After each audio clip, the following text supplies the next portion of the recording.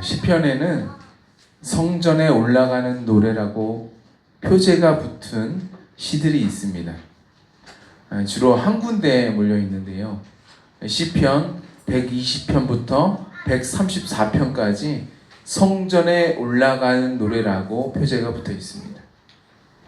순례자들이 각자의 처소에서 이제 예루살렘 성전을 향해서 걸어서 올라가는 동안 부르는 노래인 거예요. 그 중에 121편 한 장을 제가 한번 봉독해 보겠습니다. 내가 산을 향하여 눈을 들리라. 나의 도움이 어디서 올까? 나의 도움은 천지를 지으신 여호와에게서로다.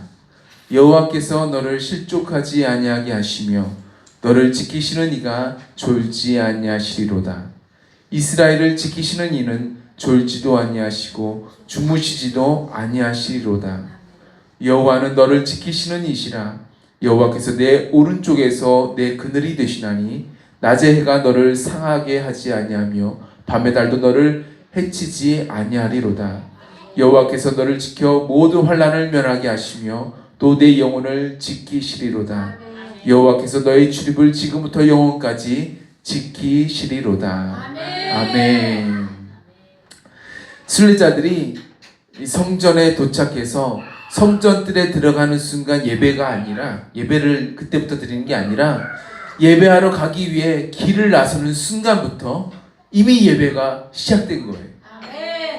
집이 교회에서부터 멀리 떨어진 분일수록 예배가 보다 빨리 시작되겠네요. 그렇죠? 네. 우리 교회 같은 경우는 강미정 선생님이 제일 먼저 시작할 것 같긴 한데, 네, 먼저 시작되는 거예요.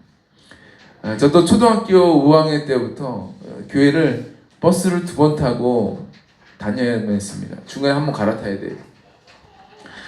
근데 교회가, 저희 집은 강북에 있고, 서울이니까 강북에 있고, 교회는 강남에 있는 거예요. 강을 건너야, 한강을 건너야 돼, 한강을. 네.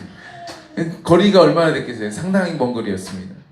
버스 타고 40-50분 가야 됐어요. 네. 근데 이상하게도 제가 제일 늦게 온 게 아니라 꼭 교회 근처에 사는 애들이 제일 늦게 오더라고요. 네. 불변의 진리입니다. 네. 예배는 자신의 모든 관심을 오로지 하나님께 드리고, 네, 하나님께만 집중하는 건데, 사실 요즘 현대인들은요, 뭔가에 집중하기가 참 어려워요. 네. 뭔가 하려고 하면 까뚝 울리고요. 뭔가 하려고 하면 문자가 오고요. 뭔가 하려고 하면 전화가 오고요. 내가 신경 써야 되는 뭐 페이스북, 인스타그램, 유튜브, 밴드, 카페, 뭐 우리의 시간과 관심을 가져갈 것들이 너무나도 많습니다. 예. 우리는 주의를 분산시키는 그런 문화 속에서 살고 있기 때문에 그렇습니다. 한적한 시간에 산책을 하다가 땅에 떨어지는 사과를 보고, 위대한 이 만유 인력의 법칙을 발견한 이 뉴턴과 같은 그런 과학자를 오늘날 만나기란 참 쉽지 않을 것입니다. 예. 사과나무 밑에서도 SNS를 확인하고, 예, 각종 채팅방을 확인하느라 분주하거든요. 예. 지하철 타보세요. 얼마나 분주한지 몰라요. 사람들이. 예, 엄청나게 분주합니다.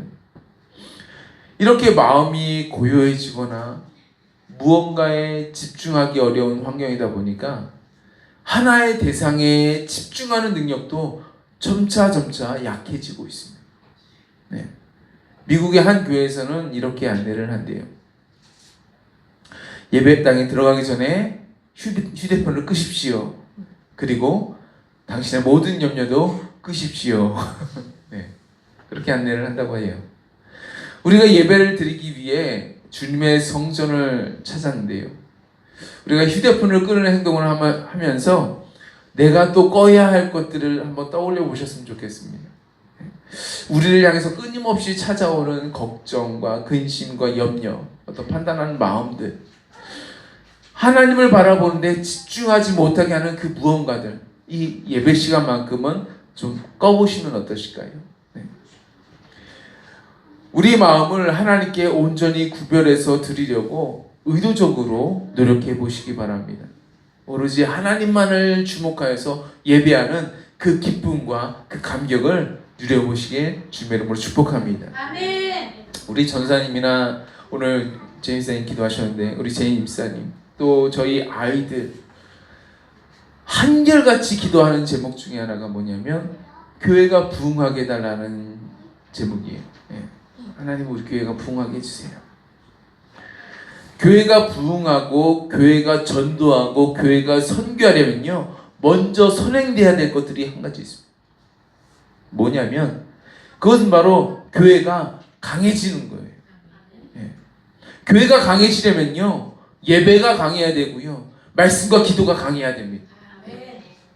그래야 영적 전쟁에서 승리할 수 있고 그래야 잃어버린 영혼들이 영적인 매력을 느껴서 찾아오게 됩니다.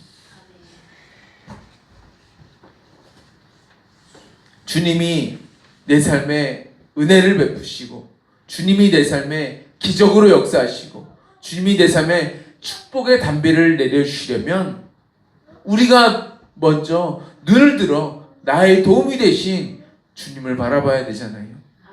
나의 도움이 천지를 지으신 여호와에게서 오지 않습니까? 여호와께서 너를 지키신다 하지 않았습니까? 주님을 바라보고 주님 앞에 집중하고 주님을 갈망해야죠.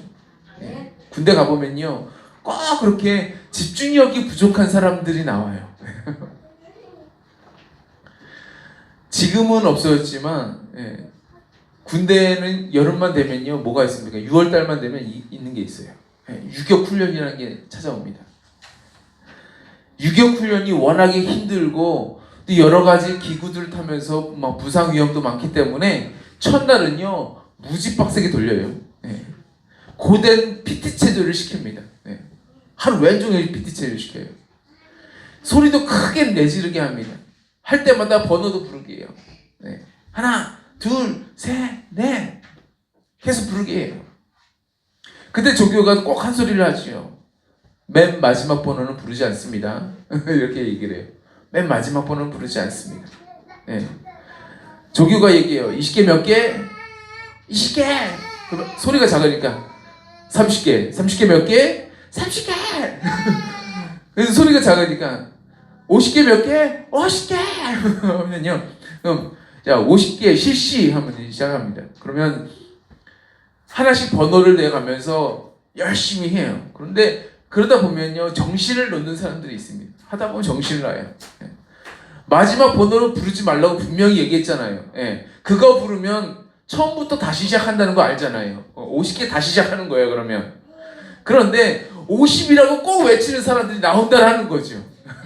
꼭 나옵니다. 꼭 나와요. 예. 뭘 의미하는 거죠? 예, 집중력이 흐트러졌다는 겁니다. 집중력. 정신 안 차리고 그냥 사람들이 하는 대로 열심히 따라하다가 그냥 마지막 번호를 그냥 외치는 겁니다. 마찬가지로 세상이 주는 기쁨과 세상이 주는 만족과 세상이 주는 쾌락을 쫓다 보면요 우리에게도 집중력이 흐려질 때가 있습니다. 분명히 성경에 해라 하지 마라 하는 말씀이 분명히 있는데도 불구하고 세상 사람들이 하는 대로만 따라 살아가는 거예요. 그러다 말씀을 벗어나고 죄악으로 인하여서 고통당하기 마련인 거죠. 저와 여러분 가운데 집중력을 잃지 마시길 축복합니다. 아멘. 예수님은 요한복음에서 다른 복음서에는 나오지 않는 특별한 표현들을 여기서 사용을 하세요. 한글로 말하면 나는 뭐뭐이다. 나는 뭐뭐뭐이다. 네. 나는 뭐뭐이다. 나는 길이요 진리요 생명이다. 나는 부활이요 나는 그렇게 하나님께서 예수님께서 나는 뭐뭐이다 라고 표현을 하세요. 6가지 표현이 있습니다.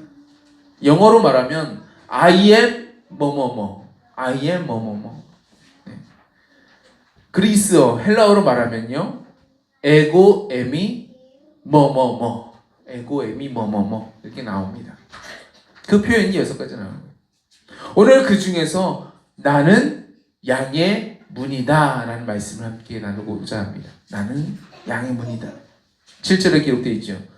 그러므로 예수께서 다시 이르시되 내가 진실로 진실로 내게 이르노니 나는 양의 문이라. 6절에 보면 그 당시 이스라엘 사람들은요, 예수님이 양의 문이 되신다는 게 무슨 의미인지 무슨 뜻인지 뭔지를 잘 몰랐습니다. 예수님께서 비유로 말씀하셨기 때문이기도 하지만 성령으로 영적인 눈이 열리고 깨달아져야만 예수님이 하신 말씀이 뭔지 알아들을 수가 있죠. 오늘 저와 여러분은 그 당시 이스라엘 사람들과는 달리 이 말씀이 깨달아지는 은혜가 임하시길 주의 이름으로 축복합니다. 아멘. 첫 번째로요, 예수님은 양의 문이 되십니다. 이스라엘 사람들은 히브리 민족은요, 원래 가축을 기르는 목축업을 주로 하는 사람들이었어요. 아브라함도 이삭도 야곱도 뭐 한 사람이죠? 가축 기르는 사람이었어요. 목축업을 하는 사람들이었습니다. 하지만 가나안 땅에 들어간 후로는 이 목축업만 하지 않죠. 뭐도 합니까? 땅이 있으니까요. 농사도 짓게 됩니다. 목축업도 하는데 농사도 짓는 거예요. 예를 들어서 다윗은 뭐 하는 사람이었습니까? 다윗은 목동이었죠. 목동이 뭐 하는 사람이? 양치는 사람이었어요. 아버지한테 있는 양떼들이 있으니까 그 양떼를 돌보는 일을 했습니다. 목동이었습니다. 근데 그러다 시간이 지나면 지날수록 점점 농사하는 사람들이 더 많아지게 돼요. 목축업을 한 사람이 좀 줄게 됩니다. 그래도 예수님 시대에도 이 목축업을 하는 사람들이 남아있게 돼요. 이 양들과 같은 이런 가축들을 기르게 될 때에 일반적으로 목축업을 하는 사람들은요, 우리라고 하는 외양간을 만들어요.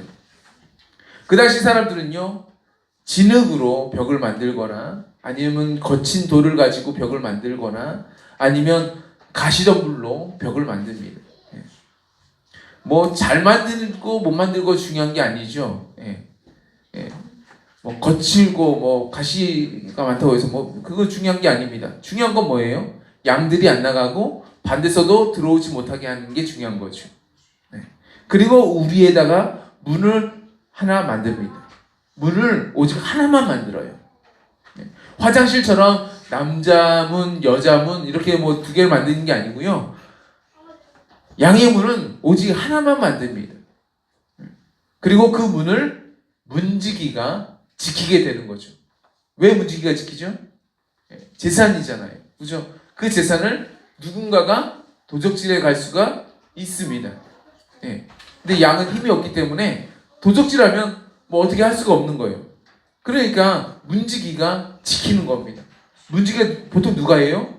목자들이 돌아가면서 하는 거예요. 돌아가면서 오늘은 너, 내일은 나 하면서 이렇게 돌아가면서 쉽게 말해서 경비 같은 일을 하는 겁니다. 문지기는 양의 문을 지키면서 맹수나 아니면 도둑이 와가지고 양을 잡아가거나 양을 해치지 않는지 잘 살펴보는 그런 일을 하는 겁니다. 만약 양 가운데 이상한 울음소리가 난다거나 뭔가 문제가 발생한 것 같아요. 그럼 문지기가 어떻게 해요? 경찰을 부릅니까? 네, 어떻게 하죠? 양들이 있는 우리 안으로 들어가야 되겠죠. 그렇죠? 양을 살펴봐야 되니까 들어가야 되겠죠. 상황을 확인해야 되겠죠. 뭐 어떻게 합니까? 문을 열고 들어가는 거예요. 문이 딱 하나 있다고 했잖아요. 문을 열고 들어가는 겁니다.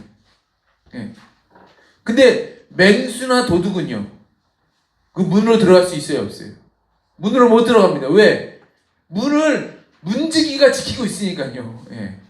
문지기가 지키고 있으니까 그쪽으로 들어갈 수가 없는 거예요. 아마도 진흙이나 거친 돌이나 가시덤불로 된 그 담장을 넘어서 양떼들이 있는 곳으로 들어가겠죠. 그래서 오늘 말씀 1절과 2절에 예수님께서 이렇게 말씀하신 겁니다. 내가 진실로가 원어로 이렇게 기록되어 있습니다. 아멘, 아멘. 뭔 말인지 알겠죠? 내가 진실로 너에게 이르노니 문을 통하여 양의 우리에 들어가지 아니하고 다른 데로 넘어가는 자는 절도며 강도요 문으로 들어가는 이는 양의 목자라. 예. 문으로 들어가야만 양의 목자라는 거예요. 나머지는 다 절도, 강도, 뭐 그런 맹수라는 겁니다. 그래서 다음 날이 밝으면요 목자들이 와서 양들을 불러요. 목자들이 하나 있잖아요. 그 목자들이 와가지고 양떼들을 부릅니다. 근데 신기한 건요 양들이요 자신의 목자의 음성을 알아요. 네.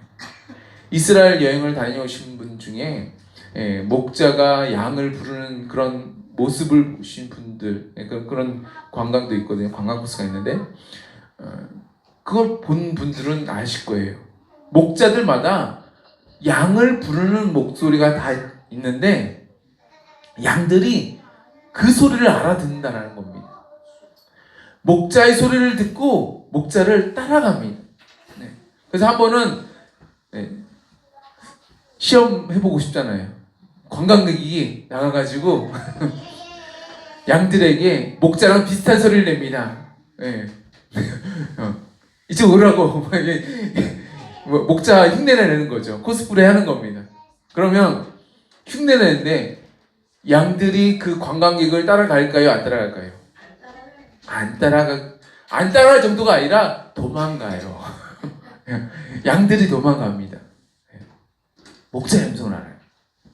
목자들은요 양들마다 이름을 지어주고, 예를 들어서 얼루가 뭐 이쁘나 뭐 이렇게 이름을 지어주고 양들을 부르면서 어디로 갑니까? 풀을 뜯기러 갑니다. 물을 먹이러 어디론가 갑니다.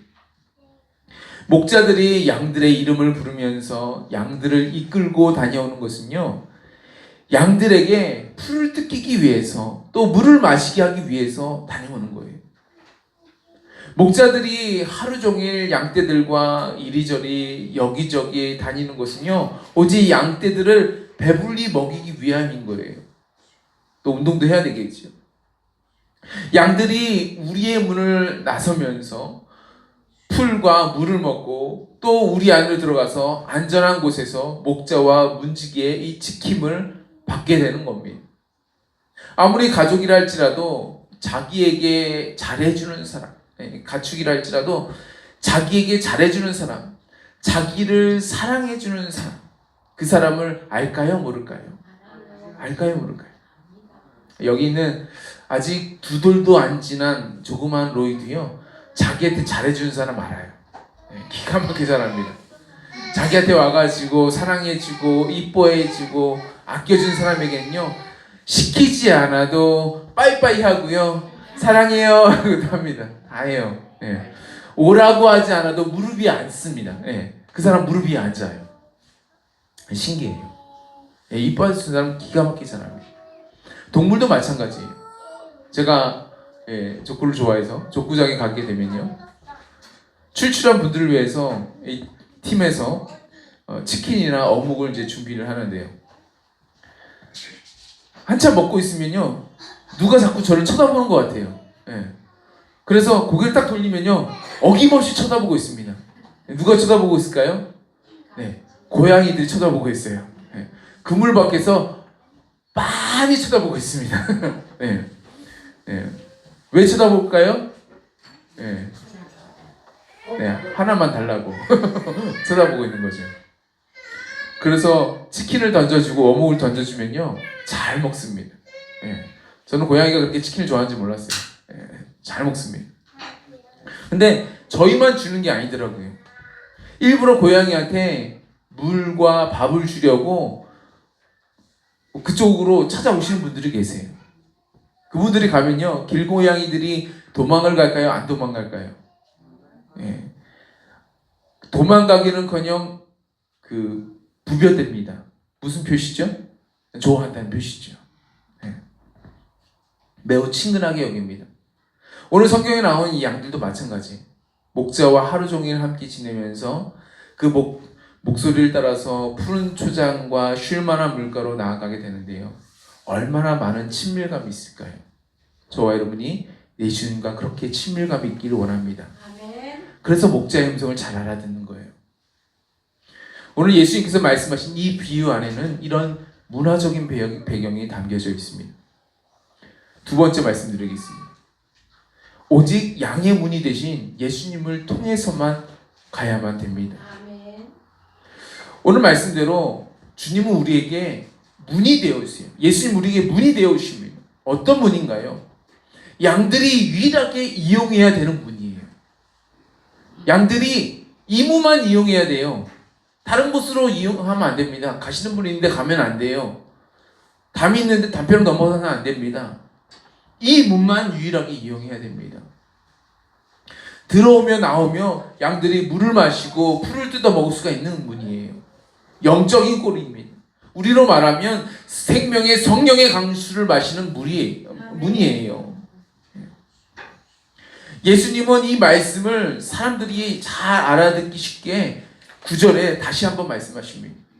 내가 문이니 나로 말미암아 들어가면 구원을 받고 또는 들어가며 나오며 꼴을 얻으리라. 아멘. 양들이 들어가면 문을 통하여서 우리 안을 들어가면요 밤새도록 보호를 받습니다. 목자의 보호를 받습니다. 또 들어가며 나오면서 양들이 먹어야 할 것들, 마셔야 할 것들, 누려야 할 것들을 누리게 됩니다. 아멘. 마찬가지예요. 우리가 오직 예수님을 통해서 언약 안으로 들어가야만 우리는 언약 안에서 보호를 받게 됩니다. 아멘. 제가 고대 시대에 언약 맺는 이유에 대해서 말씀을 드렸어요. 언약을 왜 맺습니까? 언약은요 서로 보호를 받기 위해서 맺는 겁니다. 또 언약을 왜 맺어요? 이성의 경우에는 결혼이 되겠고요.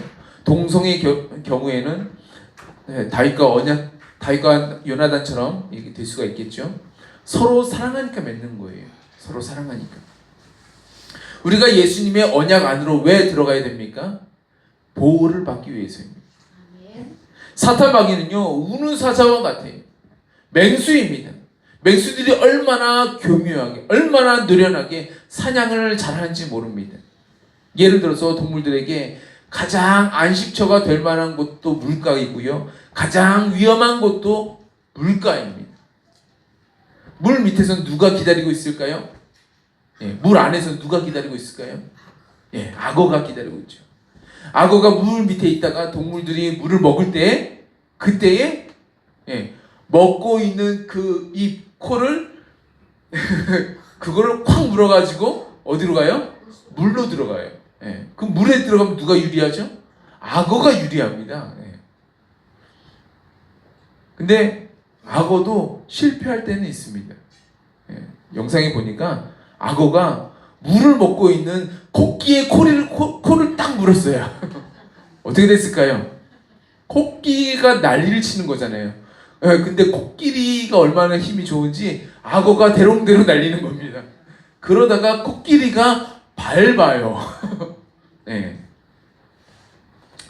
사냥은커녕 병원에 갔다고 합니다. 사자들도 숲속에서 물 먹고 있는 그런 동물들을 지켜봅니다. 그래서 사자 한 마리가 그 동물들 가운데 달려들게 되면 동물들이 도망을 가겠죠. 그러면 다른 사자가 길목을 지키고 있다가 그 도망가고 있는 그 동물들을 잡아먹기도 합니다.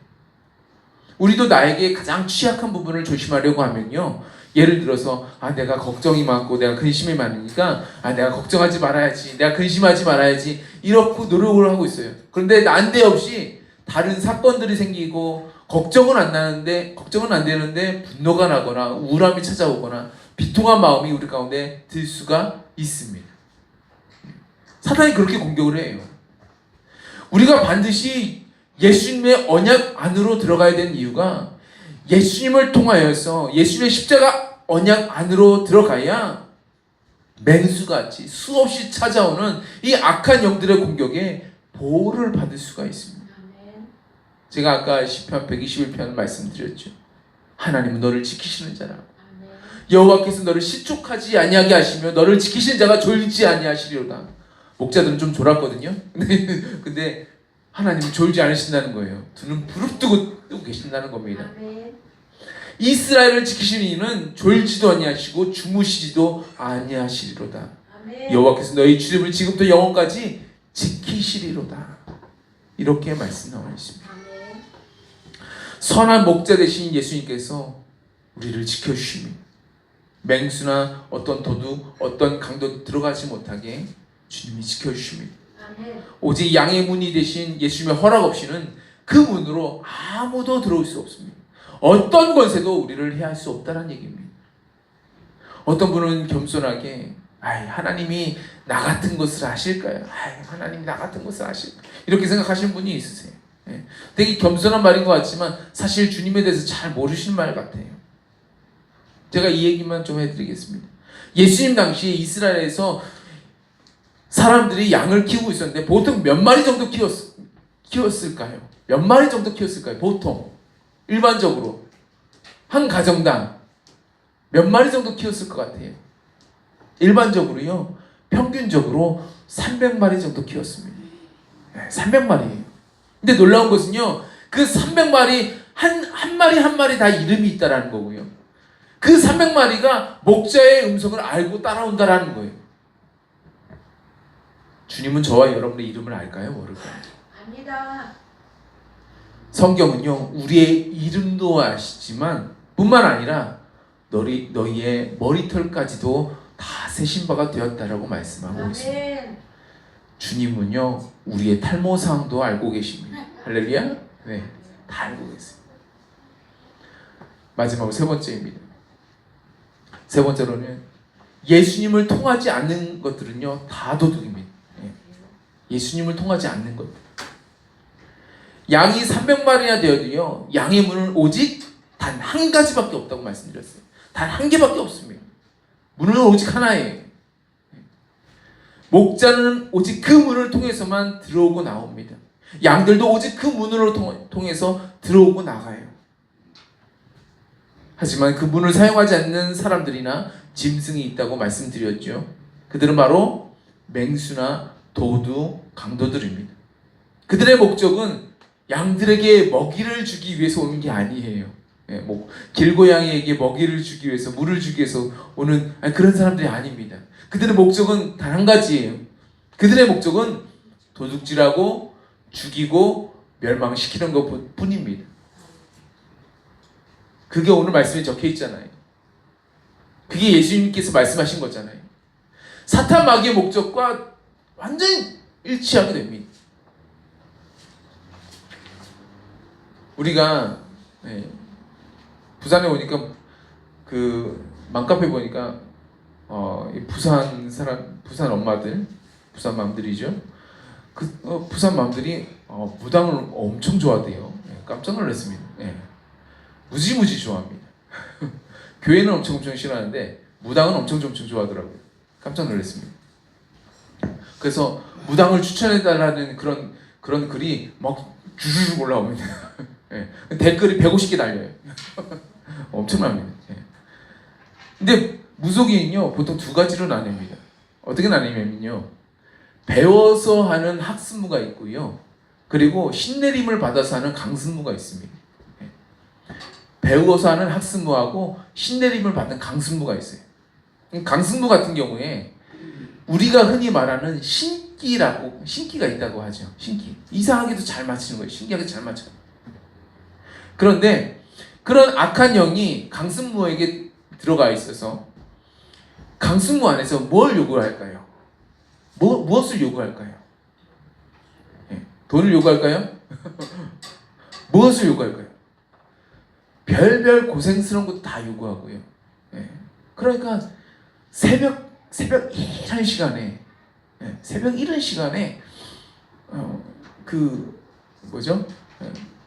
목욕을 하고, 그 찬물로 목욕을 하고, 거기서 또 기도를 하게 해요. 또 밤새도록 또 기도를 하게 해요. 저희 처남이 밤에 잠 안 자고 기도한다고 그랬잖아요. 산에 올라가서 기도를 합니다. 밤에 기도하면 누구를 만나냐면 이 무당을 만나는 거예요. 강승분들을 만나게 돼요. 서로 인사합니다. 오셨어요. 오늘도 오셨어요. 참 웃기는데요. 근데 그렇게 요즘 같은 시대인데도 불구하고 그렇게 새벽에 가서 기도를 하게 해요. 그리고 별별 더러운 일들을 시키게 합니다. 예. 뭐 넌 누구와 자라 뭐 그런 거 엄청 더러운 것들 시킵니다. 그리고 악한 영에게 씌인 사람은요 스스로도 잘 알고 있어요. 자기가 스스로 잘 알고 있어요. 이 악한 영이 날 이렇게 부리다가 내가 건강 망가지고 내가 재산 말아먹고 내가 가족관계 망하게 되면 결국 이 악한 영이 날 버릴 거라는 것도 알고 있어요. 이 강승부가 알고 있습니다. 스스로가 알고 있어요. 네. 그런데도 악한 영이 두려워서 못 벗어나요. 못 떠납니다. 무속인에게만 이 사탄이 이렇게 악하게 될까요? 마귀가 이렇게 악하게 될까요?